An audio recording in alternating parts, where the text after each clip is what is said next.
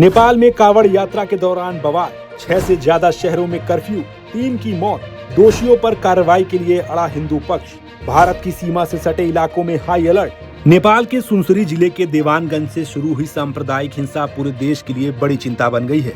शुरुआत में ये विवाद दो समुदायों के बीच हुआ था, लेकिन देखते ही देखते मामला कई जिलों तक फैल गया।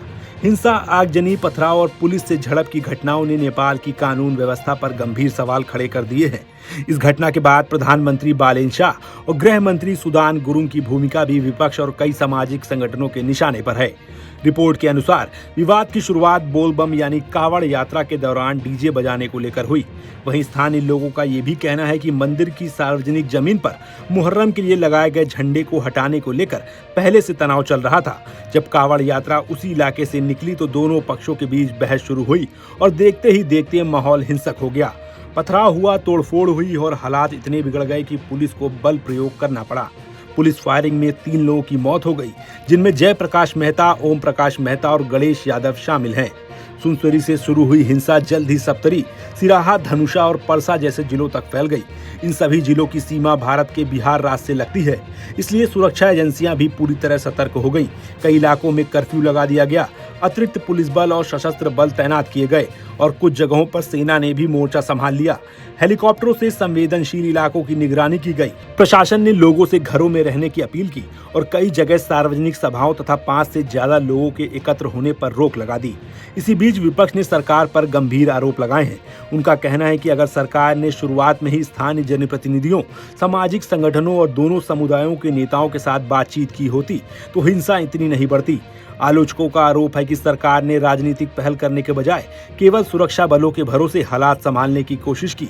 एक रिपोर्ट के मुताबिक प्रधानमंत्री बालेन शाह ने घटना के 4 दिन बाद नेपाल पुलिस और सशस्त्र पुलिस बल के अधिकारियों से औपचारिक जानकारी ली। राष्ट्रीय सुरक्षा परिषद की बैठक भी 5वें दिन बुलाई गई। गृह मंत्री सुदान गुरुङ भी 5 दिन बाद सुनसरी पहुंचे। इसी देरी को लेकर विपक्ष लगातार सवाल उठा रहा है। पूर्व प्रधानमंत्री पुष्पकमल दहल और कई मानवाधिकार कार्यकर्ताओं ने भी सरकार की प्रतिक्रिया को नाकाफी बताया है। हालांकि बढ़ते दबाव के बीच प्रधानमंत्री बालेन शाह ने देशवासियों के नाम वीडियो संदेश जारी किया। उन्होंने लोगों से शांति और भाईचारा बनाए रखने की अपील की। उन्होंने हिंसा में मारे गए लोगों को श्रद्धांजलि दी, घायलों के जल्द स्वस्थ होने की कामना की और भरोसा दिलाया कि घटना की निष्पक्ष जांच होगी। सरकार ने एक जांच समिति बनाने की घोषणा भी की है और कहा है कि दोषियों के खिलाफ सख्त कानूनी कार्रवाई की जाएगी। इसी बीच सरकार और स्थानीय जनप्रतिनिधियों के बीच समझौता भी हुआ है।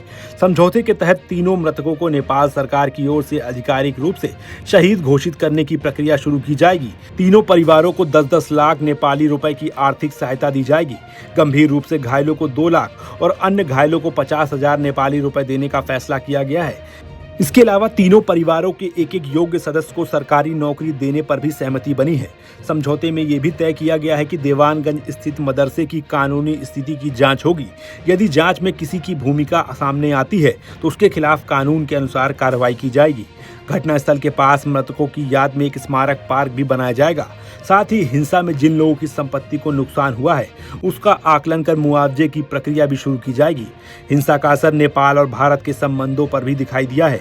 नेपाल और भारत के बीच चलने वाली एकमात्र रेल सेवा को अगले आदेश तक स्थगित कर दिया गया है। सुरक्षा एजेंसियां लगातार हालात पर नजर बनाए हुए हैं, क्योंकि बिहार सीमा से लगे इलाकों में व्यापार और लोगों की आवाजाही काफी ज्यादा रहती है।